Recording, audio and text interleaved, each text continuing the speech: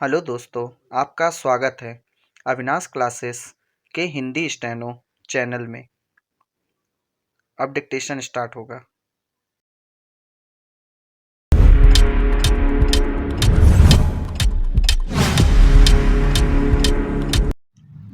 Start. अध्यक्ष महोदय, सूचना मंत्रालय एक ऐसा मंत्रालय है जिसके कामों के संबंध में यह कहा जा सकता है कि बहुत कम आलोचना की गुंजाइश है। इसके कामों में सामान्य रूप से यह देखा गया है कि सभी स्थानों पर प्रगति हुई है। जहाँ जहाँ कुछ कमजोरियाँ हैं उनको सुधारा जा सकता है।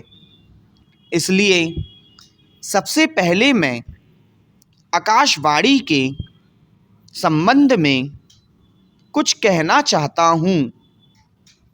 यह बात सच है कि आकाशवाणी ने परिस्थितियों के अनुकूल अपने को परिवर्तित किया है। जब हमारे देश पर संकट आया तो इस विभाग ने डटकर उसका सामना किया और परिस्थितियों के अनुसार अपने प्रसारणों को बढ़ाया।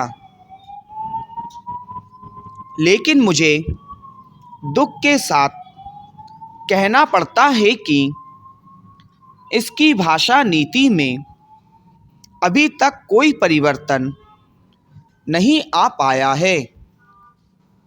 इस मंत्रालय का एक महत्वपूर्ण विभाग पत्र सूचना कार्यालय है, जिसके द्वारा सभी सरकारी सूचनाएं अखबारों के द्वारा जनता तक पहुंचती है। अभी तक हमारे इस मंत्रालय का यह दृष्टिकोण रहा है कि इस देश की भाषा अंग्रेजी है और सब काम अंग्रेजी भाषा के माध्यम से होना चाहिए। यही कारण है कि इस विभाग से जो सूचनाएं प्रसारित होती हैं उसमें से अधिकांश अंग्रेजी में ही प्रसारित होती है, जिसके कारण देश भर में हमारी सरकार की बातें जनता तक नहीं पहुंच पाती। मैं अपनी इस बात की पुष्टि के लिए इस मंत्रालय द्वारा प्रकाशित पुस्तिका में दिए गए आंकड़ों को प्रस्तुत करना चाहता हूं। आप इन आंकड़ों को देखें तो आपको ज्ञात होगा कि अधिक प्रकाशन अंग्रेजी में हुए हैं। हिंदी या अन्य क्षेत्रीय भाषाओं के प्रकाशनों की संख्या बहुत कम है, जबकि इस देश में अंग्रेजी जानने वालों की संख्या 2% से अधिक नहीं है। अन्य भाषाओं के जानने वालों की संख्या इस देश में 84 करोड़ है। इस दृष्टि से आवश्यकता इस बात की है कि हम अपना सारा काम अपनी भाषाओं के माध्यम से करें।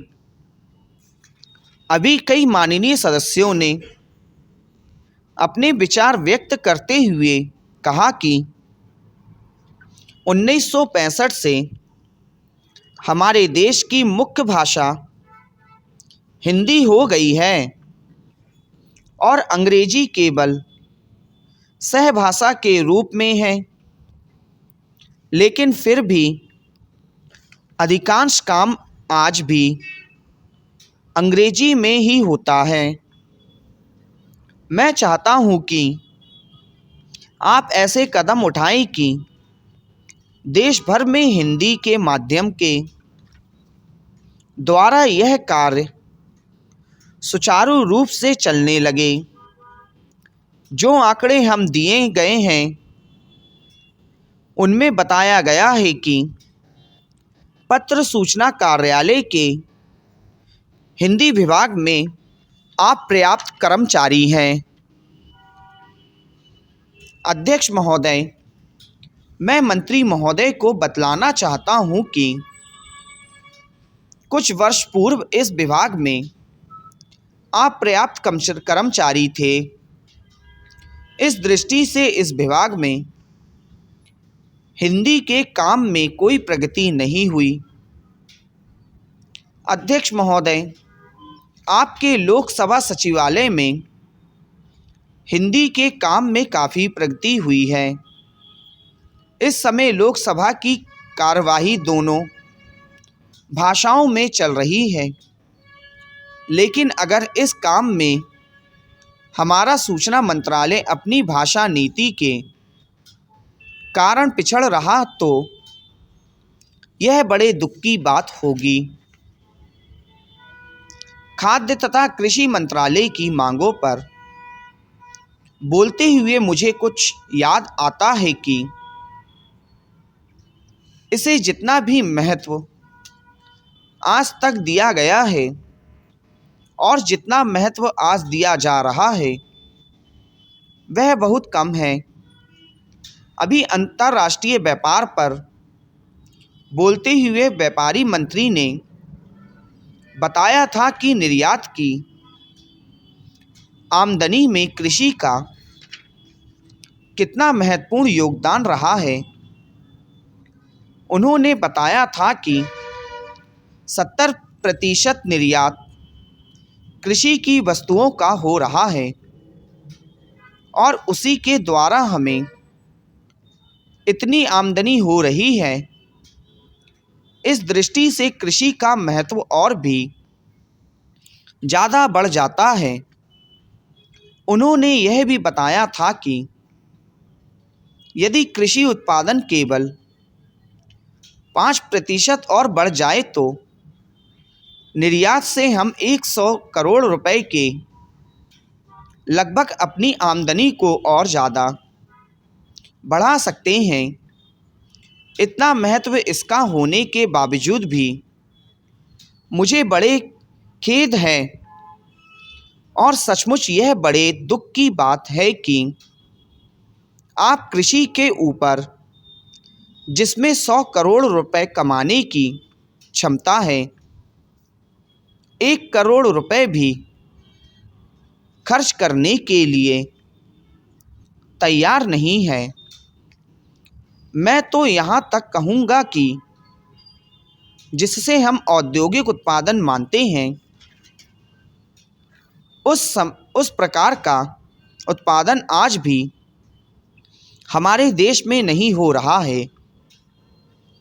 वास्तव में उत्पादन केवल कृषि से हो सकता है, क्योंकि कृषि वस्तुओं से ही आपके दूसरे औद्योगिक संस्थान चलते हैं।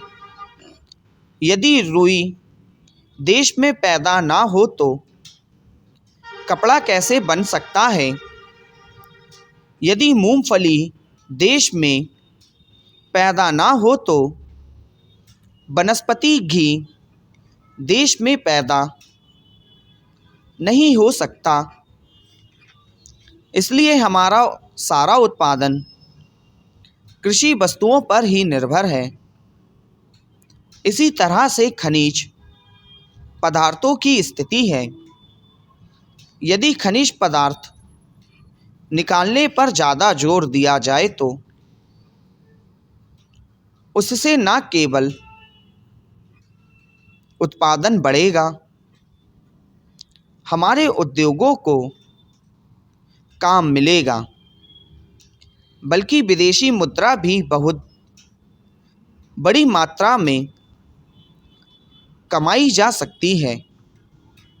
हमारे देश में हर प्रकार की वस्तुओं का बहुत बड़ा भंडार हमारी भूमि में उपलब्ध है।